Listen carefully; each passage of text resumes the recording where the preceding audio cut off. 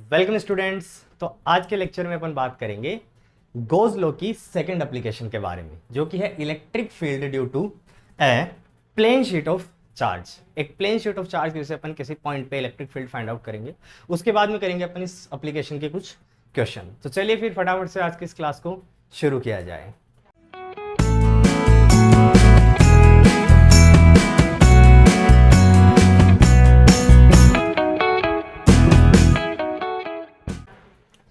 तो बच्चों previous lecture में अपन ने गोज लॉ की एक एप्लीकेशन डिस्कस कर ली थी। वो एप्लीकेशन थी इलेक्ट्रिक फील्ड फाइंड आउट करने की due to uniform infinite uniform charged wire की वजह से। वो वीडियो अगर आपने अभी तक नहीं देखा है तो पहले आप आई बटन पे जाके उस लेक्चर को देख सकते हैं। थोड़ा सा आपको रिकॉल करवा देते हैं अपन ने प्रीवियस लेक्चर में क्या किया था। अपन ने यूनिफॉर्म इनफाइनाइट चार्ज्ड वायर लिया था, ठीक है। अपन ने इनफाइनाइट चार्ज्ड वायर लिया था और उस चार्ज्ड वायर की वजह से अपन ने इलेक्ट्रिक फील्ड फाइंड आउट की थी किसी पॉइंट P पे, जो कि R डिस्टेंस पे था। तो अपन ने गॉसियन सरफेस कंसीडर किया था यहाँ पे सिलेंड्रिकल R रेडियस का, ठीक है। तो वहां पे अपनी जो इलेक्ट्रिक फील्ड का फॉर्मूला बना था वो शायद यही था 2πε0 λ/r, ठीक है। तो ये इलेक्ट्रिक फील्ड अपन ने इस यूनिफॉर्मली चार्ज्ड स्ट्रेट वायर की वजह से फाइंड आउट कर ली थी। एक बात ध्यान रखना बच्चों, थोड़ा सा मैं क्लियर कर देता हूं। ये जो इलेक्ट्रिक फील्ड है, ये electric field exact electric field नहीं है। जो एग्जैक्ट इलेक्ट्रिक फील्ड होगी वो तो इस पूरे वायर की वजह से होगी। ये जो वायर था वो इनफाइनाइटली लॉन्ग का मतलब बहुत लंबा था, लॉन्ग था as compare to the distance. ये जो पॉइंट P है, जो ऑब्जर्वर है, उसकी इस वायर से कितनी डिस्टेंस है, उसके कंपैरिजन में इसकी लेंथ बहुत बड़ी थी। समझ रहे हो? इनफाइनाइट लॉन्ग का मतलब ये लॉन्ग था as compare to the position of observer, इस डिस्टेंस की कंपैरिजन। तो ये जो इलेक्ट्रिक फील्ड अपन ने वहां फाइंड आउट की थी, ये electric field exact electric field नहीं है, दिस इज अप्रोक्सीमेशन। क्योंकि ये इलेक्ट्रिक फील्ड अपन ने निकाली थी जो चार्ज कंटेंट इस गॉसियन सरफेस में, सिलेंडर में, सिर्फ उसकी वजह से। जो एंड्स हैं जो बाहर निकल रखे हैं, उन एंड्स की वजह से भी कुछ ना कुछ इलेक्ट्रिक फील्ड होगी। तो अपन ने इन एंड्स की इलेक्ट्रिक फील्ड को, इस एंड्स के इफेक्ट को अपन ने नेग्लेक्ट किया था। तो ये इलेक्ट्रिक फील्ड जो थी सिर्फ इस क्लोज्ड गॉसियन सरफेस में जो चार्ज एनक्लोज्ड था उसकी वजह से थी। That is a good approximation अपन बोल सकते हैं, ना कि एग्जैक्ट इलेक्ट्रिक फील्ड। तो वहां पे अपन ने ये एक एप्लीकेशन डिस्कस कर ली थी। अभी अपन डिस्कस करते हैं electric field due to a plane sheet of charge. एक शीट लेंगे, 2 डायमेंशन सरफेस लेंगे, उसकी वजह से फाइंड आउट कर लेते हैं। अच्छा, इसमें देखिए वायर वाले में इसका लॉन्ग होना या इनफाइनाइट कंसीडर करना भी कहीं ना कहीं जरूरी है। या आपने इनफाइनाइट लॉन्ग वायर ले रखा है, मान लो आपने यहां पे कोई लेंथ एलिमेंट कंसीडर किया, ऐसे ही मान लो आपने कहीं यहां पे आगे जाके कोई लेंथ एलिमेंट कंसीडर किया, तो ये मान लो वो पॉइंट P है जो उस सिलेंडर के कर्व्ड सरफेस पे है। तो इस पॉइंट P पे इस एरिया एलिमेंट की वजह से जो इलेक्ट्रिक फील्ड की डायरेक्शन होगी वो यही तो होगी, और इसकी वजह से जो इलेक्ट्रिक फील्ड की डायरेक्शन होगी वो बच्चों ये होगी। सही बोल रहा हूं मैं? जहां पॉइंट P है, ऑब्जर्वर है, वहां यूनिट पॉजिटिव टेस्ट चार्ज अपन रख के इलेक्ट्रिक फील्ड फाइंड आउट करते हैं। तो ये इलेक्ट्रिक फील्ड की डायरेक्शन इसके लिए ये होगी, इसके लिए ये होगी। In the case of positive charge repulsion होगा और फोर्स के डायरेक्शन इलेक्ट्रिक फील्ड की डायरेक्शन। तो जो नेट इलेक्ट्रिक फील्ड बनेगी इस पॉइंट P पे, वो नेट इलेक्ट्रिक फील्ड क्या होगी? यही तो होगी। अब याद करो, कर्व्ड सरफेस पे अपन ने electric field perpendicular radial electric field ली थी। तो वो इलेक्ट्रिक फील्ड हर जगह रेडियल हो, इसके लिए इसका वायर का लॉन्ग होना भी जरूरी है। तो जो वो फॉर्मूला निकला था वो अपना अप्रोक्सीमेशन था, ना कि एग्जैक्ट फॉर्मूला। और यहां भी यही होगा, कुछ चीजें अपन, कुछ जो चार्ज है बचा खुचा साइड में, उनको नेग्लेक्ट करना पड़ेगा। तो अप्रोक्सीमेशन निकालिए। देखो, मान लेते हैं अपने पास में ये कोई प्लेन शीट है, थोड़ा सा बड़ा बना देते हैं इसको, अब ठीक रहेगा। ये मान लो ये अपने पास में कोई प्लेन शीट है, like a paper, 2 dimensional surface है, ओपन सरफेस है, ऐसे रखा हुआ है। इस पे मान लो कि पॉजिटिव चार्ज है वो डिस्ट्रीब्यूटेड है। तो ऑब्वियसली बात है कि यहाँ पे सरफेस चार्ज डेंसिटी की बात कर रहे हैं, सरफेस पे चार्ज डिस्ट्रीब्यूटेड है, इस तरफ भी और इस तरफ भी, ठीक है। अपन को इस प्लेन शीट की वजह से किसी पॉइंट P पे मान लो जिसका डिस्टेंस इस शीट से L डिस्टेंस पे है, वहां जो है इलेक्ट्रिक फील्ड फाइंड आउट करनी है by the use of goes law, क्योंकि गोज लॉ की एप्लीकेशन पढ़ रहे हैं। सबसे इजी एंड सिंपलेस्ट मेथड है गोज लॉ से फाइंड आउट करना। और भी बहुत से तरीके हैं, लेकिन अपन को यहाँ पे goes law find out, goes law से इलेक्ट्रिक फील्ड फाइंड आउट करना। तो अपन क्या करेंगे, गोज लॉ अगर अप्लाई करना है तो पहले एक क्लोज्ड सरफेस कंसिडर करेंगे, जिसको अपन गॉसियन सरफेस बोलते हैं। देखो गॉसियन सरफेस कंसिडर करने का कोई स्पेसिफिक रूल नहीं है, बस आपको ये ध्यान रखना, आपको एक क्लोज्ड सरफेस लेना है, 3 डायमेंशन सरफेस लेना है, सिमेट्रिक होना चाहिए वो, और वो आप इस टाइप से ड्रॉ करो कि उसके अंदर maximum amount of electric field आपकी कवर अप हो जाए, maximum amount of electric field cover हो जाए। देखो ये प्लेन शीट है, इस पे इधर पॉजिटिव चार्ज, इधर भी पॉजिटिव चार्ज है, तो इलेक्ट्रिक फील्ड जो होगी इस फेस की वजह से वो आउटवर्ड पॉजिटिव एक्स एक्सिस में होगी, और इस तरफ क्या होगी, नेगेटिव एक्स एक्सिस में होगी। कुल मिला के बात यह है कि जो इस शीट की वजह से इलेक्ट्रिक फील्ड होगी वो एक्स एक्सिस में होगी, वाई और जेड एक्सिस में इलेक्ट्रिक फील्ड नहीं होगी, जब तक कि ये जो प्लेट है, ये जो शीट है, वो क्या हो, एकदम से थिन हो, और इसके जो एजेस पे अगर कोई चार्ज है भी उसको अपन नेग्लेक्ट कर दें। हो सकता है कि शीट के एजेस पे कुछ थोड़ा बहुत चार्ज हो, तो उस एजेस के इफेक्ट को अपन एंड्स के इफेक्ट को यहाँ पे भी नेग्लेक्ट करेंगे। तो जो मोस्ट ऑफ इलेक्ट्रिक फील्ड है वो क्या होगी, एक्स एक्सिस में होगी। तो अपन को कुछ ऐसा गॉसियन सरफेस अपन बनाएंगे कि वो एक्स एक्सिस की इलेक्ट्रिक फील्ड को ज्यादा से ज्यादा कवर अप कर सके। जैसे अपन ने ये वायर वाले केस में किया था, जो सिलेंडर था उसको गॉसियन सरफेस को वर्टिकली लेके चल रहे थे। वर्टिकल लेके चलने से क्या हुआ, देखो मैक्सिमम अमाउंट ऑफ जो चार्ज है या जो maximum amount of electric field है उसको इसने एनक्लोज कर लिया। अगर मैं इसको हॉरिजॉन्टल लेके चलता तो क्या होता, उस केस में मैक्सिमम अमाउंट ऑफ चार्ज जो है वो एनक्लोज नहीं हो पाता। ठीक है, तो अपन को अगर अच्छा सा अप्रोक्सीमेशन फाइंड आउट करना है तो अपन को इस टाइप का सरफेस लेना पड़ेगा। तो यहां जो गॉसियन सरफेस में कंसिडर करूंगा वो कैसा करूंगा, सिलेंड्रिकल, और उसको वर्टिकल करूंगा या हॉरिजॉन्टल, तो भाई इसको हॉरिजॉन्टल कंसिडर कर लें। ये देखो, क्योंकि जो इलेक्ट्रिक फील्ड होगी, मोस्ट ऑफ इलेक्ट्रिक फील्ड वो positive x axis and positive y axis, negative x axis में होगी। तो अपन एक्स एक्सिस में जो है सिलेंडर कंसिडर कर लेते हैं। इसको थोड़ा छोटा बनाएंगे तब भी चलेगा, यहां तक। ठीक है, अब सिमेट्रिक सरफेस कंसिडर करना है, तो जितना आपने आगे की तरफ कंसिडर किया उतना पीछे भी कंसिडर कर लो। ये मान लो इस टाइप से, ठीक है, जितना आगे है उतना इस प्लेन के पीछे भी है। ये मान लिया इसकी जो लेंथ है वो L है, तो सिमेट्री, फ्रॉम सिमेट्री इधर भी अपन ने L ले रखी है।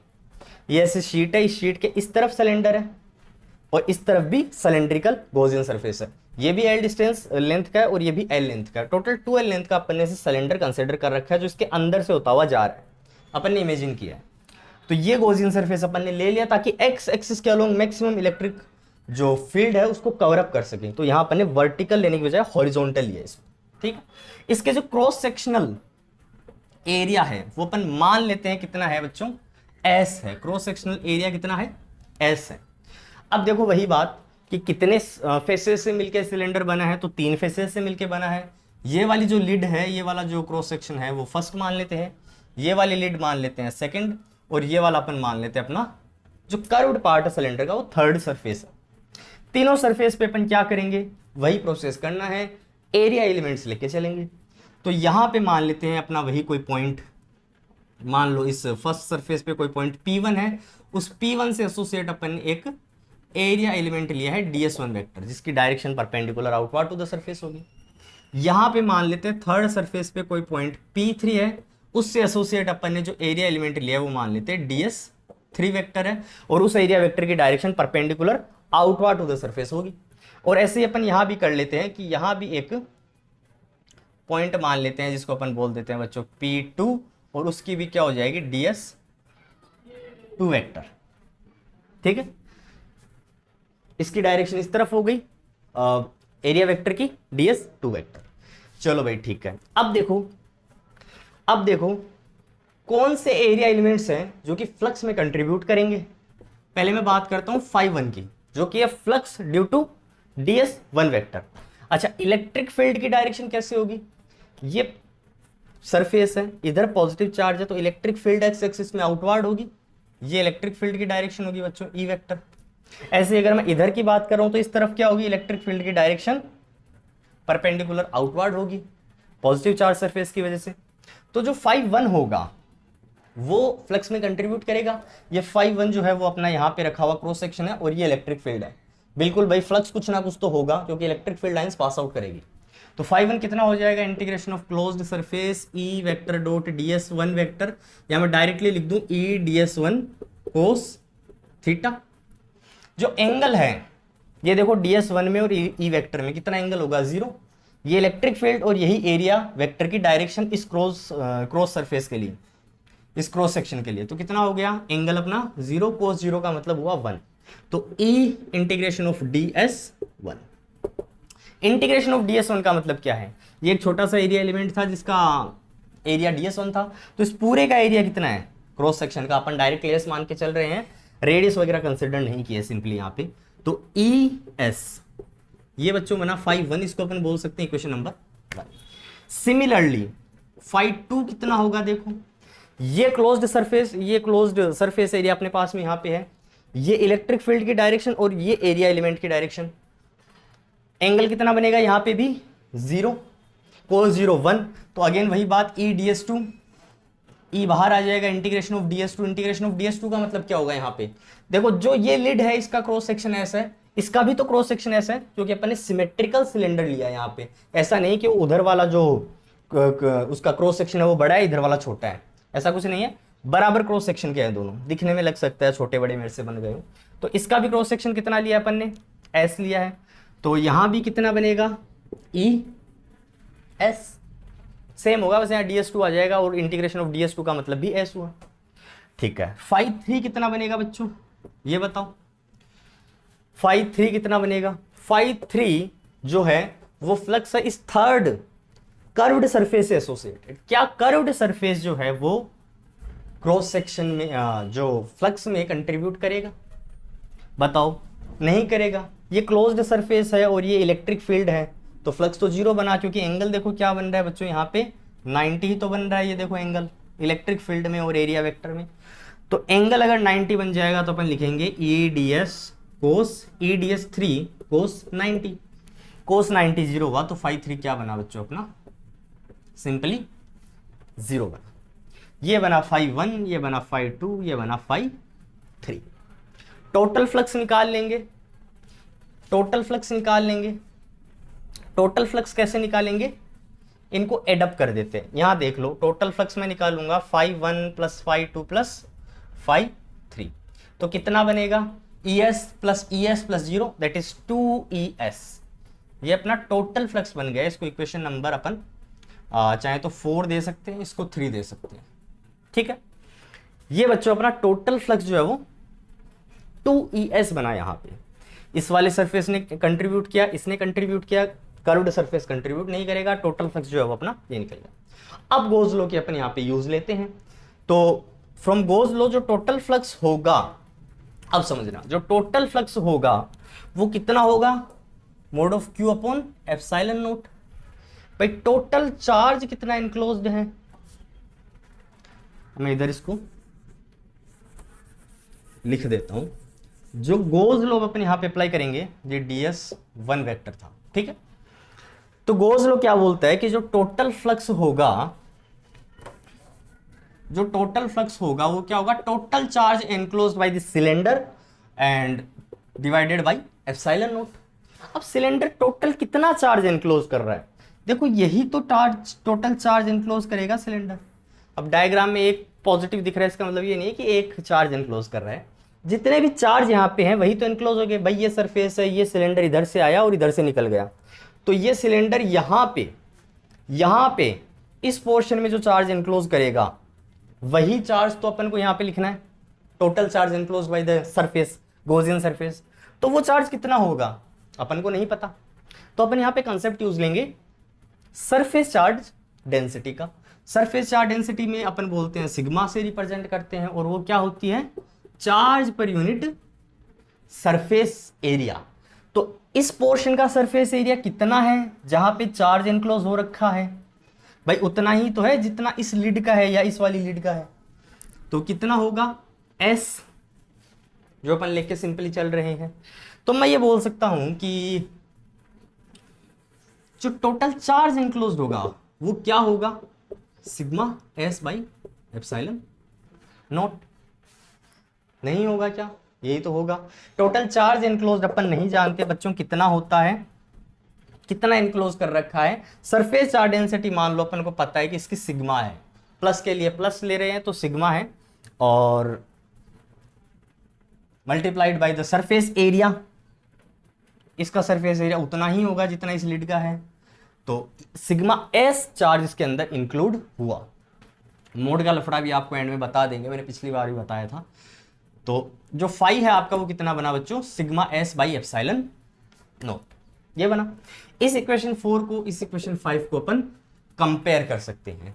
ये अपन ने गोज लॉ से टोटल फ्लक्स निकाला है, टोटल चार्ज एनक्लोज्ड अपन ने निकाल लिया by the concept of surface charge density. तो अगर अपन कंपेयर करेंगे तो क्या बनेगा बच्चों, देखो इधर 2ES है इक्वेशन नंबर 4 में, 2ES इक्वल टू किसके हो जाएगा, सिग्मा S अपॉन एप्सिलॉन। तो S से S कैंसिल आउट हो गया। इलेक्ट्रिक फील्ड कितनी बनी, सिग्मा अपॉन 2 एप्सिलॉन नॉट। ये आपकी इलेक्ट्रिक फील्ड बनी, ध्यान रखना। अभी इसके बारे में और चर्चा करेंगे। आप इसकी वेक्टर फॉर्म भी लिख सकते हो, जो कि क्या बन जाएगी, E vector is equal to sigma upon mod of sigma upon 2 epsilon naught multiplied by n cap. ठीक है, वेक्टर फॉर्म में रिप्रेजेंट कर रहे हो तो आपने यहाँ पे यूनिट वेक्टर इसका शो कर दिया n कैप। अब जो n कैप है उसकी डायरेक्शन आउटवर्ड होगी, क्या बोल सकते हैं, पॉजिटिव होगी in the case of positive surface charge density. अगर पॉजिटिव सरफेस चार्ज डेंसिटी है तो एन कैप को आप क्या लोगे, आउटवर्ड लोगे, क्योंकि जो चार्जेस हैं वो पॉजिटिव है, तो इलेक्ट्रिक फील्ड क्या होगी, आउटवर्ड। और अगर जो एन कैप है, जो डायरेक्शन वेक्टर है, उसकी डायरेक्शन इनवर्ड होगी, या इलेक्ट्रिक फील्ड बोल सकते हैं अपन, नेगेटिव होगी, अगर सरफेस चार्ज डेंसिटी क्या है अपने पास में, नेगेटिव है। तो या तो सिंपली आप वेक्टर फॉर्म लिखते हो तो इस मैग्नीट्यूड को, इस मोड को यहां से रिमूव कर दीजिए, तो जो सिग्मा है वो पॉजिटिव या नेगेटिव होगा, तो वो ऑटोमेटिकली इलेक्ट्रिक फील्ड की डायरेक्शन को डिफाइन कर देगा। अगर आप मोड नहीं हटाना चाहते हैं तब आप अलग से यहां पे यूनिट वेक्टर शो कर दीजिए कि ये यूनिट वेक्टर इसकी डायरेक्शन को रिप्रेजेंट करेगा। ये बात हुई इस प्लेन शीट की वजह से इलेक्ट्रिक फील्ड के बारे में। अब देखो बच्चों, एक बात ध्यान रखने की, ये जो इलेक्ट्रिक फील्ड है, ये इलेक्ट्रिक फील्ड एल पे डिपेंड नहीं कर रही है, डिस्टेंस पे तो डिपेंड ही नहीं कर रही है। ये जो इलेक्ट्रिक फील्ड होगी इस प्लेन शीट की वजह से, वो सिर्फ और सिर्फ डिपेंड करेगी एक तो मीडियम पे, और एक डिपेंड करेगी सरफेस चार्ज डेंसिटी पे। जितना ज्यादा चार्ज आपने सरफेस पे लगाया उतनी ज्यादा इलेक्ट्रिक फील्ड, और डिपेंड करेगी परमिटिविटी पे, मीडियम वगैरह पे, डिस्टेंस पे डिपेंड नहीं करेगी। ये शीट है तो आप शीट से कितनी दूर, ऑब्जर्वर कितनी दूर खड़ा होके इलेक्ट्रिक फील्ड को ऑब्जर्व कर रहा है उस पर डिपेंड नहीं कर रही है ये इलेक्ट्रिक फील्ड। ऐसा क्यों हो रहा है बच्चों, इसका थोड़ा सा आप कंसेप्ट समझ लो, ऐसे होने के पीछे का क्या रीजन है। क्योंकि जो इलेक्ट्रिक फील्ड जो शीट अपन यहां पे लेके चल रहे हैं, वो शीट क्या है, लार्ज है, लार्ज है, या आप बोल सकते हो इनफाइनाइट है। वही कंसेप्ट फिर यहां लगेगा जो वायर वाले में लगाया था। जो शीट है वो क्या है, बहुत लार्ज है या इनफाइनाइट है। ये जो शीट अपन ने यहां बनाई है, ये शीट बच्चों बहुत लार्ज है, आगे तक गई हुई है। इनफाइनाइट का मतलब इनफाइनाइट नहीं है कि बहुत, इनफाइनाइट का मतलब है कि बहुत लार्ज है, बहुत बड़ी है। किसके कंपैरिजन में, ये जो ऑब्जर्वेशन पॉइंट की डिस्टेंस है इस शीट से, उसके कंपैरिजन में। समझ रहे हो, ये अपन ने यहाँ पे शीट ली और इस शीट से अपन मान लो L डिस्टेंस पे यहाँ इलेक्ट्रिक फील्ड फाइंड आउट कर रहे हैं, तो इस डिस्टेंस के कंपैरिजन में जो डायमेंशंस है शीट के वो बहुत ज्यादा लार्ज है, तो अपन इसको बोल देते हैं इनफाइनाइटली लार्ज। सीधा सा मतलब ये है। अब आप एक चीज सोचिए कि अगर ये जो शीट है वो इनफाइनाइटली लार्ज अपन ले, ये जो शीट है अगर अपन इनफाइनाइटली लार्ज ले, तब R पे डिपेंडेंसी या L पे, डिस्टेंस पे डिपेंडेंसी खत्म हो गई है कहीं ना कहीं पे। ऐसा क्यों हुआ बच्चों, देखिए मान लीजिए कि बहुत बड़ी शीट है, बहुत बड़ा प्लेन है आपके पास में, तो अगर वो प्लेन इतना बड़ा है कि आप उससे थोड़ा दूर भी चले जाओगे तो वो आपको अपने पास ही लगेगा। ठीक है, ऐसे एज्यूम कीजिए, मान लो ये बहुत बड़ी दीवार है, ये बड़ी सारी दीवार है, इस दीवार पे मैंने एक चींटी को रख दिया। अब उस चींटी को तो ये दीवार ही दिखेगी चारों तरफ, उसके लिए तो यही सब कुछ है, क्योंकि इसका पॉइंट ऑफ व्यू इतना ही है। अगर मैं दूर से खड़ा होकर देखूं तो मेरे को दिखेगा कि हाँ भाई दीवार के चारों तरफ भी और कुछ चीजें हैं, लेकिन उस चींटी को तो सिर्फ दीवार ही दिखेगी। वही बात है कि जो शीट है उसके डायमेंशन जो है वो ऑब्जर्वेशन पॉइंट से जो डिस्टेंस है उसके कंपैरिजन में बहुत बड़े हैं। ये शीट ऑब्जर्वेशन पॉइंट जो आप ले रहे हो उसकी डिस्टेंस में बहुत बड़ी है, तो आप इससे अगर थोड़ा दूर भी चले जाओगे तब भी कोई इफेक्ट नहीं होगा, आपको ये शीट ही दिखेगी चारों तरफ, क्योंकि बहुत बड़ी है, ऑब्जर्वर को वो शीट ही दिखती रहेगी, है ना। जैसे मान लो कोई बहुत बड़ा इंसान होता है, हाइट वाइज नहीं दिल से, वो कितना भी दूर चला जाए हमेशा आपको अपने करीब ही लगता है, आपको अपने क्लोज ही लगता है। तो वैसे ही यहाँ पे भी ये शीट इतनी बड़ी है कि ऑब्जर्वर इससे थोड़ा दूर भी चला जाएगा तो ये शीट ही दिखेगी, तो इसकी डिस्टेंस पे डिपेंडेंसी यहाँ खत्म हो जाती है। कितनी अच्छी बात बताई बच्चों, थोड़ी सी तालियां बजा दो। चलो, तो इस वजह से यहाँ पे ध्यान रखना, जो इलेक्ट्रिक फील्ड प्लेन शीट की वजह से अपनी निकल के आती है वो आती है sigma upon 2 epsilon note. Distance पे एल पे डिपेंड नहीं करती जब तक कि उसके डायमेंशन बहुत बड़े हैं उस ऑब्जर्वेशन पॉइंट की डिस्टेंस के कंपैरिजन में। ठीक है, तो इसलिए यहाँ पे आर पे या एल पे डिपेंडेंसी नहीं है। कर लेते हैं यहां से कुछ क्वेश्चंस, देखो फटाफट कुछ क्वेश्चंस कर लेते हैं इससे रिलेटेड।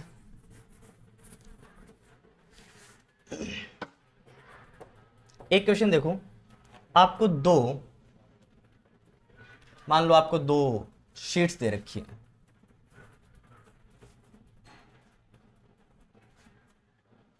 या इसको सिंपल सा बना लेते हैं, थोड़ा 3D इफेक्ट नहीं आएगा, ऐसे ही बना लेते हैं। ये मान लो आपको 2 शीट दे रखी है, ठीक है।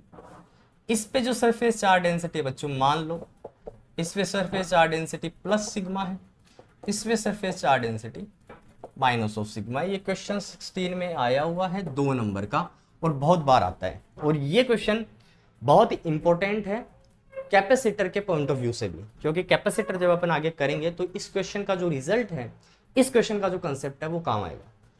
तो एक जो अपनी मान लेते हैं ये फर्स्ट चार्ज प्लेट है, ये सेकंड चार्ज प्लेट है। क्वेश्चन में आपको दे रखा है कि जो फर्स्ट चार्ज प्लेट है उस पे surface charge density plus sigma है, इस पे नेगेटिव सिग्मा है, ठीक है। आपको ये फाइंड आउट करना है फर्स्ट, इन प्लेट्स के बीच में किसी भी पॉइंट पे आपको क्या फाइंड आउट करनी है, total electric field with direction. और सेकंड चीज आपको फाइंड आउट करनी है इन प्लेट्स के बाहर, इस तरफ भी या इस तरफ भी, किसी भी पॉइंट पे total electric field this configuration की वजह से विथ डायरेक्शन। 2 नंबर का क्वेश्चन, ठीक है। तो 3 पॉइंट्स आपके बन सकते हैं। एक तो ये वाला पॉइंट है P, इस पॉइंट पे आपको इलेक्ट्रिक फील्ड फाइंड करनी है, नेट कितनी होगी। एक मान लेते हैं ये पॉइंट है Q, बाहर करनी है तो आप इधर भी कोई पॉइंट ले सकते हो और आप इधर भी कोई पॉइंट ले सकते हो। अब देखो पहले बात कर लेते हैं अपन इनसाइड की, कि इनसाइड कोई भी पॉइंट आपको दे रखा है, कोई जरूरी नहीं इसके बीच में हो, यहां भी हो सकता है, यहां भी हो सकता है। कंडीशन एक रहेगी, बाय डिफॉल्ट रहेगी, कि जो ये शीट्स है, जो प्लेट्स है, वो बहुत बड़ी है और इनके बीच का सेपरेशन बहुत कम है। तो सेपरेशन अगर बहुत कम होगा तो ये डिस्टेंस जो है उस पर इलेक्ट्रिक फील्ड की डिपेंडेंसी खत्म हो जाएगी, ठीक है। तो पहले बात कर लेते हैं इनसाइड। देखो inside due to plate 1, plate 1 की वजह से इस पॉइंट P पे जो इलेक्ट्रिक फील्ड होगी, मान लेते हैं E1 वेक्टर है, वो कितनी होती है, चार्ज प्लेट की वजह से किसी पॉइंट P पे इलेक्ट्रिक फील्ड कितनी होती है, अभी अपन ने निकाली सिग्मा अपॉन 2 एप्सिलॉन नोट, ठीक है। वेक्टर फॉर्म में लिख रहे हैं, डायरेक्शन भी बतानी है, मान लिया एन केप इसका आउटवर्ड डायरेक्शन में डिनोट करने वाला पोजीशन वेक्टर है, इसका यूनिट वेक्टर है, ठीक है। तो ये मैं मान लेता हूं ये अपना एन केप है, यही तो बना। E1 वेक्टर की डायरेक्शन क्या होगी बच्चों, ये देखो ये E1 वेक्टर की डायरेक्शन होगी आउटवर्ड, पॉजिटिव प्लेट से आउटवर्ड इलेक्ट्रिक फील्ड, तो पॉइंट पी पे E1 कितना बना, sigma upon two epsilon note, उसकी डायरेक्शन एन केप, जो कि पॉजिटिव से नेगेटिव की तरफ अपन मान लेते हैं आउटवर्ड। E2 कितना बनेगा, E2 है ड्यू टू, बात करते हैं due to second plate. Second plate की वजह से, थोड़ा सा मैं इसको जूम करके बना देता हूँ डायग्राम को, थोड़ा सा मैं जूम करके बना देता हूँ। ये मान लो फर्स्ट प्लेट है, ये मान लो सेकंड प्लेट है, इसकी सरफेस चार्ज डेंसिटी सिग्मा 1 है, सॉरी प्लस ऑफ सिग्मा है, इसकी मान लो माइनस ऑफ सिग्मा है। तो यहाँ पे जो इलेक्ट्रिक फील्ड होगी इसकी वजह से आउटवर्ड डायरेक्शन में होगी। E1 वेक्टर उसकी डायरेक्शन अपन ने एन कैप मान ली, ये वाली। अब जो नेगेटिव चार्ज प्लेट है जिसकी surface charge density negative of sigma है, उसकी वजह से जो इलेक्ट्रिक फील्ड होगी मान लेते हैं E2 वेक्टर होगी। उस इलेक्ट्रिक फील्ड की डायरेक्शन क्या होगी, नेगेटिव में इलेक्ट्रिक फील्ड इनवर्ड, उसकी डायरेक्शन भी तो यही होगी E2 वेक्टर। और E2 वेक्टर और E1 वेक्टर की डायरेक्शन सेम ही तो है, that is n cap, we are representing it by n cap. तो E2 वेक्टर भी कितना होगा, सिग्मा अपॉन 2 एप्सिलॉन नोट। ये जो डिस्टेंस है इन सब पे डिपेंड नहीं कर रही है, क्योंकि चार्ज शीट जो है वो बहुत बड़ी है। ओके इसकी डायरेक्शन भी क्या होगी, एन केप ही होगी। E1 वेक्टर की डायरेक्शन में ही E2 वेक्टर होगा। तो जो नेट इलेक्ट्रिक फील्ड आपके पास में फाइंड आउट होगी इनसाइड दीज प्लेट कितनी हो जाएगी, E1 प्लस E2। तो E1 प्लस E2 करने पे नेट इलेक्ट्रिक फील्ड कितनी होगी आपकी, mod of sigma upon epsilon naught n cap. और यहाँ पे एन केप आपका from positive charge plate to negative charge plate direction. तो ये इलेक्ट्रिक फील्ड होती है two equal and oppositely charged plates की वजह से, ठीक है। Two equal and oppositely charge plates है, तो equal and opposite charge densities है, उनकी वजह से सेंटर इनके बीच में किसी भी पॉइंट पे जो इलेक्ट्रिक फील्ड है वो आपकी mod of sigma upon epsilon naught या simply sigma upon epsilon naught बनेगी। अब बात करते हैं इसके सेकंड की, इनसाइड के बाद में आउटसाइड की, कि जो प्लेट्स के आउटसाइड जो नेट इलेक्ट्रिक फील्ड है वो कितनी होगी। तो आउटसाइड में आप या तो पॉइंट इधर इस तरफ ले सकते हो कोई पॉइंट Q, या आप इस प्लेट के इस तरफ ले सकते हो। चलो पहले अपन पॉइंट Q की बात करके देखते हैं, आंसर सेम बनेगा। देखना इस पॉइंट Q पे जो इलेक्ट्रिक फील्ड होगी ड्यू टू फर्स्ट प्लेट, मान लेते हैं अगेन E1 वेक्टर होगी। इस पॉइंट पे फर्स्ट प्लेट की वजह से इलेक्ट्रिक फील्ड की डायरेक्शन क्या होगी, आउटवर्ड। ये E1 वेक्टर की डायरेक्शन हुई, और इसकी डायरेक्शन को अपन डिफाइन कर देते हैं एन केप से, आउटवर्ड डायरेक्शन। तो कितनी बनी, sigma upon 2 epsilon naught n cap, ठीक है भाई। E2 वेक्टर बात करते हैं due to second plate, point Q की बात कर रहे हैं, तो पॉइंट Q पे ड्यू टू सेकंड प्लेट जो इलेक्ट्रिक फील्ड है वो कितनी होगी, E2 वेक्टर। उसकी डायरेक्शन किधर होगी, इस बार नेगेटिव की तरफ इलेक्ट्रिक फील्ड इनवर्ड, तो ये electric field inward E2 vector. और ये जो डायरेक्शन है E2 की वो E1 वेक्टर के अपोजिट है या एन कैप के अपोजिट है। तो E2 वेक्टर कितना होगा, in the case of magnitude ये तो सेम रहेगा, सिग्मा अपॉन 2 एप्सिलॉन नोट। और यहाँ एन कैप की जगह आप क्या लिख दोगे, इस बार माइनस ऑफ एन कैप, क्योंकि इसकी डायरेक्शन E1 के अपोजिट है। तो नेट इलेक्ट्रिक फील्ड कितनी बनी, E1 vector plus E2 vector. तो इसको और इसको ऐड कर दीजिए, कैंसिल आउट हो जाएंगे। तो E वेक्टर क्या बना आपका, 0, टाटा बाय बाय गया। टोटल इलेक्ट्रिक फील्ड हुई 0, दोनों इलेक्ट्रिक फील्ड ने एक दूसरे को कैंसिल आउट कर दिया। तो इसका मतलब ये हुआ कि two equal and oppositely charge जो प्लेट्स होती हैं जिनका सेपरेशन बहुत कम होना चाहिए, उनके बीच में ही इलेक्ट्रिक फील्ड होती है, और वो कितनी होती है, सिग्मा अपॉन एप्सिलॉन नोट। और इस कॉन्फ़िगरेशन के बाहर चाहे आप इस तरफ बात करो और अभी इस तरफ भी बात करेंगे, इलेक्ट्रिक फील्ड क्या हो जाती है, 0। और यही कंसेप्ट है कैपेसिटर का, जो आगे चल के अपन डीप से पढ़ेंगे कि कैपेसिटर के सिर्फ अंदर इलेक्ट्रिक फील्ड होती है, उसके अगल बगल में इलेक्ट्रिक फील्ड 0 हो जाती है, क्योंकि equal and opposite charge plate यहाँ पे रखी हुई है। ऐसे मान लो कि अगर आप बात करते हो पॉइंट R की, इस वाले पॉइंट की, तो इस वाले पॉइंट पे अगर आप इस पॉजिटिव चार्ज प्लेट की वजह से इलेक्ट्रिक फील्ड की बात करते हो तो वो क्या होगी, आउटवर्ड डायरेक्शन। ये आउटवर्ड डायरेक्शन हो गई, ठीक है, इसको E1 वेक्टर बोल दिया। और ये जो डायरेक्शन अपन ने डिफाइन कर दी एन कैप अगेन, तो E1 वेक्टर क्या बना अपना, mode of sigma upon 2 epsilon not, magnitude तो यही रहेगा और एन कैप इसकी डायरेक्शन। E2 वेक्टर मान लेते हैं सेकंड प्लेट की वजह से यहाँ पॉइंट R पे इलेक्ट्रिक फील्ड, उसकी डायरेक्शन क्या होगी, नेगेटिव प्लेट में इलेक्ट्रिक फील्ड की डायरेक्शन क्या होती है, इनवर्ड। तो ये क्या बना अपना E2 वेक्टर। E2 वेक्टर की डायरेक्शन अगेन E1 वेक्टर के अपोजिट है या एन कैप के अपोजिट है, तो E2 वेक्टर क्या बन जाएगा, आप क्या लिख दोगे, माइनस ऑफ एन कैप। तो टोटल इलेक्ट्रिक फील्ड यहां भी कितनी बनेगी बच्चों, 0 बनेगी।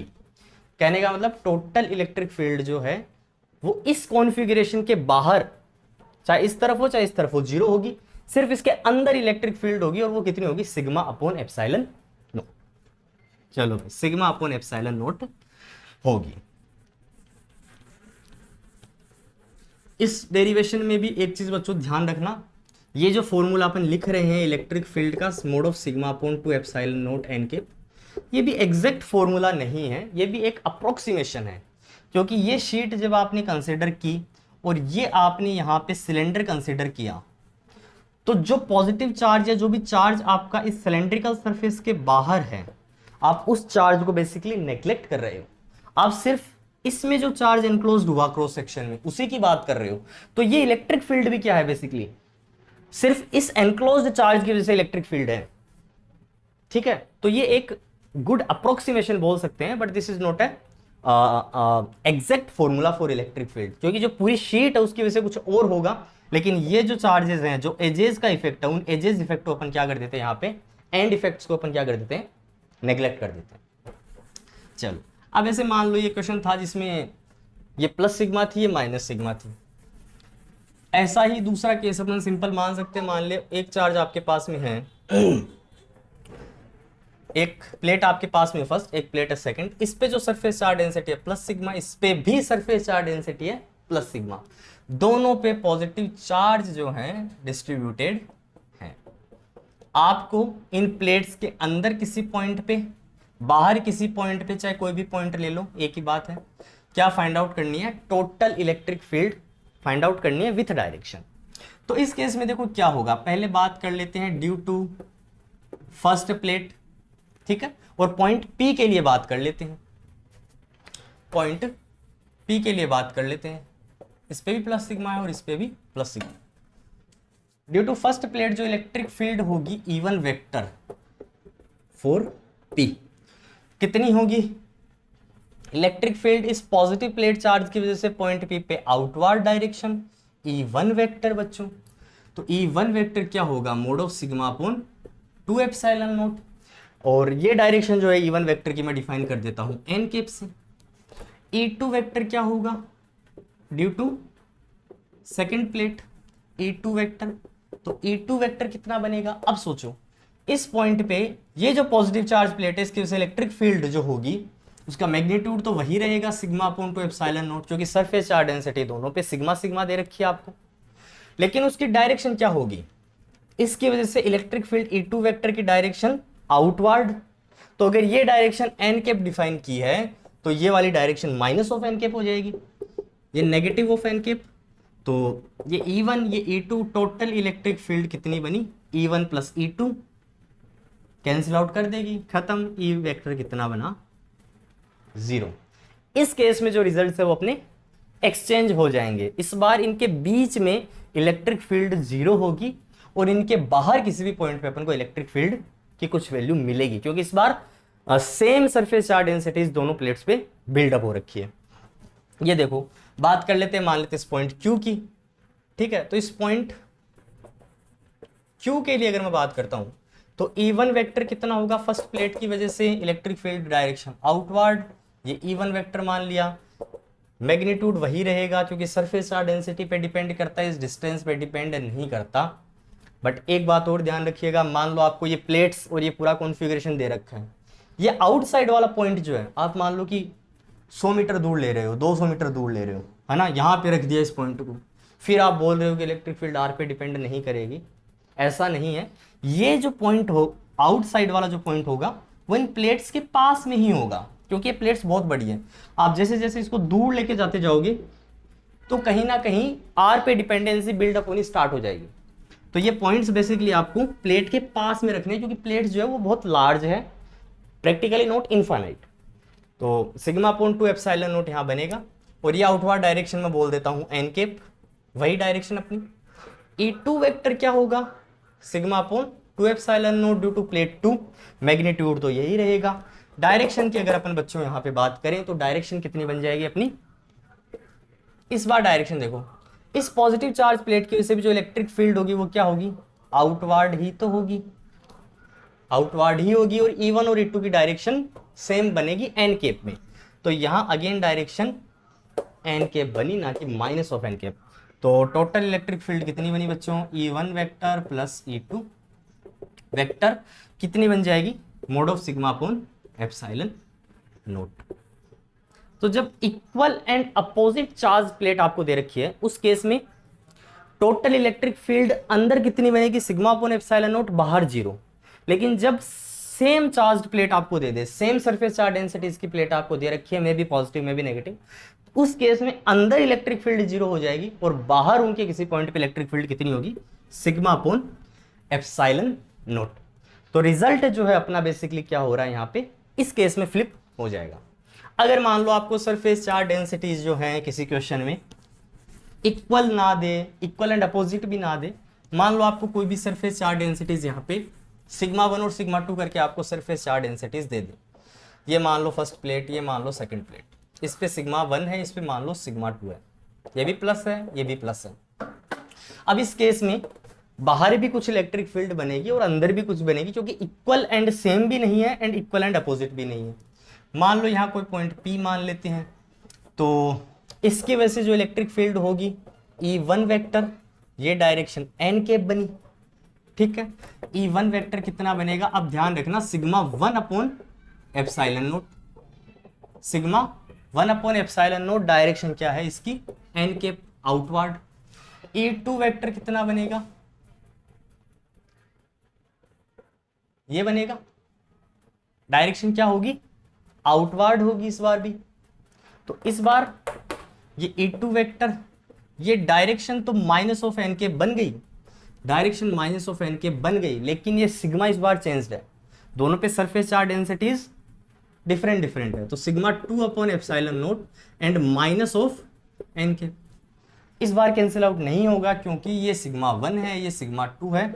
तो अंदर अपन को कहीं ना कहीं इलेक्ट्रिक फील्ड, जो नेट इलेक्ट्रिक फील्ड है वो 0 नहीं मिलेगी, कितनी मिलेगी, 1 अपॉन एप्सिलॉन नोट, और आप बोल सकते हो mod of sigma 1 minus mod of sigma 2 and this is n cap, ये मिल जाएगी आपको इस केस में।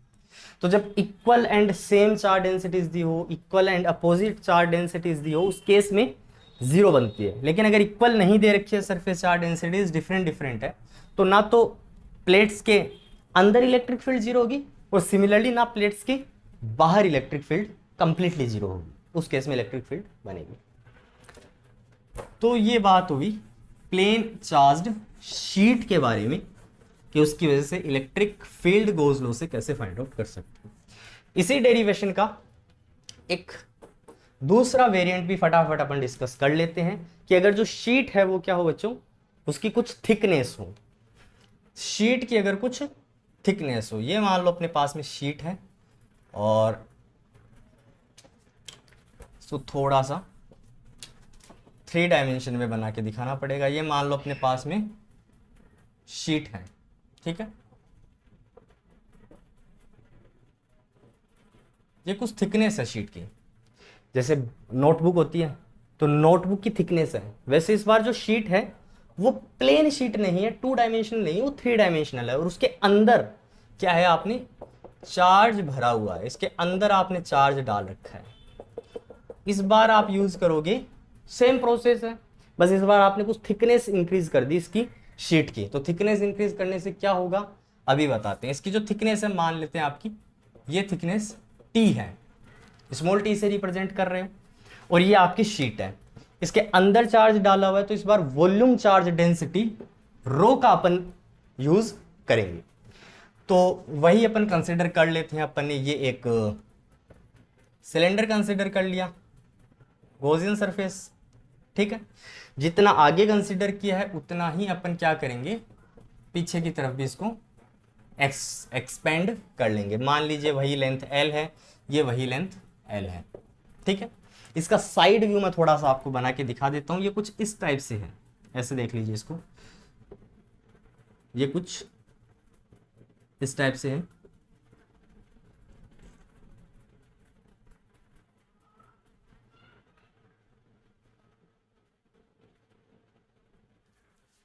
कुछ थिकनेस है इसकी, ठीक है। तो अपन ने इस तरफ ये सिलेंड्रिकल सरफेस हॉरिजॉन्टल ले रखा है और ये इस तरफ भी अपन ने सिलेंड्रिकल सरफेस हॉरिजॉन्टल ले रखा है। ये इसी को मैंने थोड़ा सा साइड से बना दिया। ये ऐसे जैसे बुक रखी हुई है, ये इस बुक के आर पार हो रखा है सिलेंडर पूरा, ठीक है। और इसके अंदर आपने क्या कर रखा है, चार्जेस को फिलअप कर रखा है।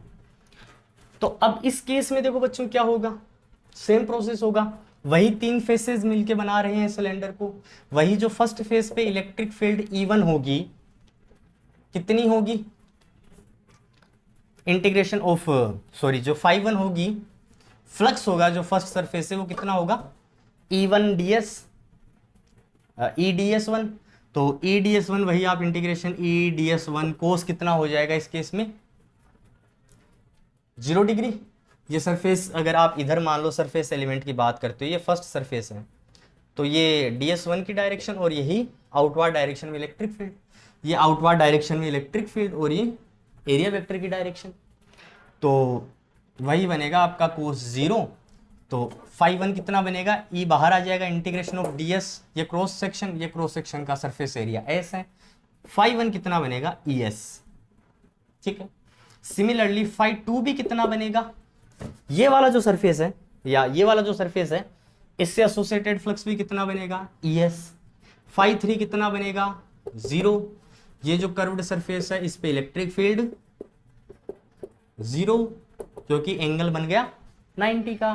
तो φ3 कितना बना बच्चों 0। टोटल फ्लक्स कितना बन जाएगा 2ES। यहां तक बिल्कुल प्रोसेस सेम है जो प्लेन शीट का प्रोसेस था कि जो टोटल फ्लक्स होगा वो 2ES बनेगा।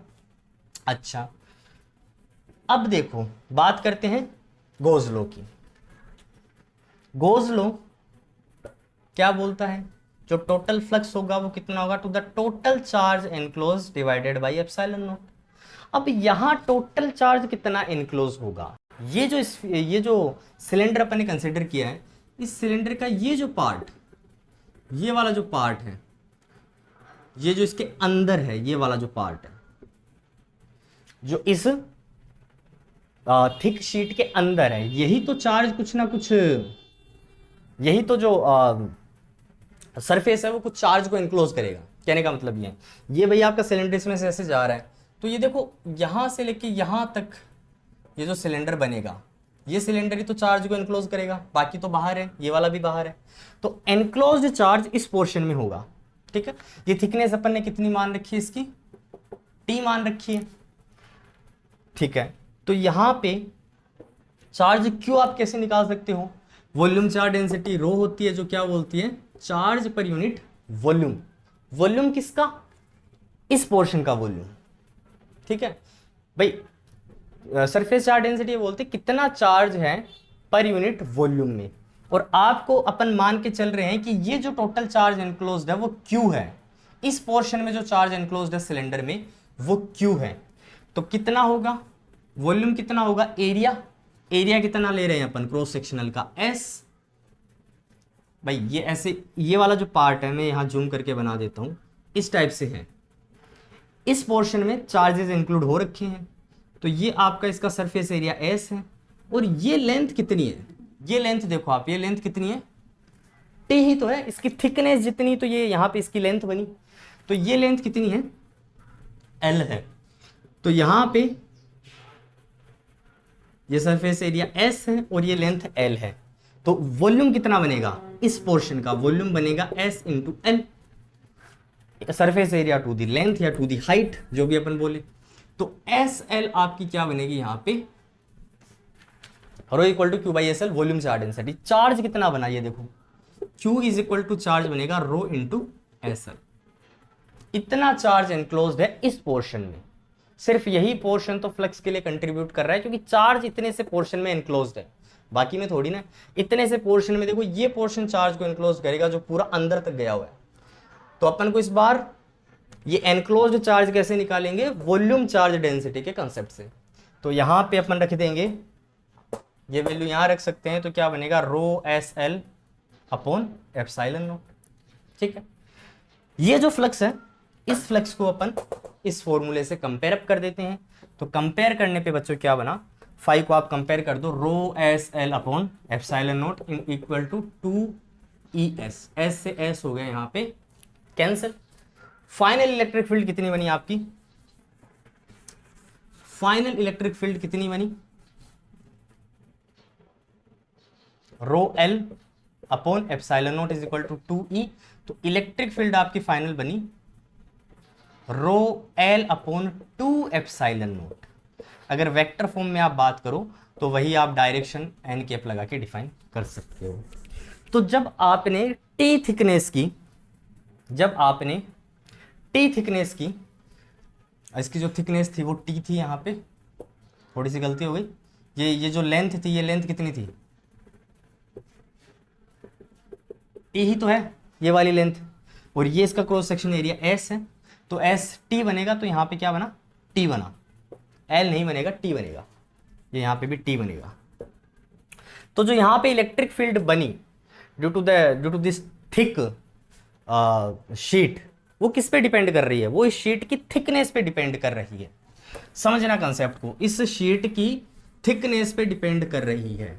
जब अपन ने प्लेन शीट ली तब इलेक्ट्रिक फील्ड कितनी बनी थी, अपन ने सिग्मा अपॉन 2 एप्सिलॉन नॉट ये बनी थी। लेकिन अब जो इलेक्ट्रिक फील्ड बन रही है वो कितनी बन रही है, rho upon 2 epsilon not into T. तो यहां पे किस पे डिपेंड करेगी, थिकनेस टी पे डिपेंड करेगी इलेक्ट्रिक फील्ड। भाई करेगी भी क्यों ना करे, आप एक चीज सोचो, ये अपनी मान लो थिकनेस वाली, ये थिकनेस टी की अपने यहाँ पे शीट ली थी, ये अपने थिकनेस टी की शीट ली थी यहाँ पे, ठीक है, और ये अपने यहाँ पे सिलेंडर कंसिडर किया था। ये जो बीच का पोर्शन है, ये पोर्शन चार्ज एनक्लोज कर रहा था, इसकी वजह से इलेक्ट्रिक फील्ड बनी है। तो ये इस थिकनेस टी पे तो डिपेंड करेगी ही बच्चों। जैसे जैसे थिकनेस देखो इंक्रीज होगी, इस शीट की थिकनेस जैसे जैसे टी जो है वो इंक्रीज होगी, वैसे वैसे जो एनक्लोज्ड चार्ज है सिलेंडर में वो भी तो इंक्रीज होता जाएगा।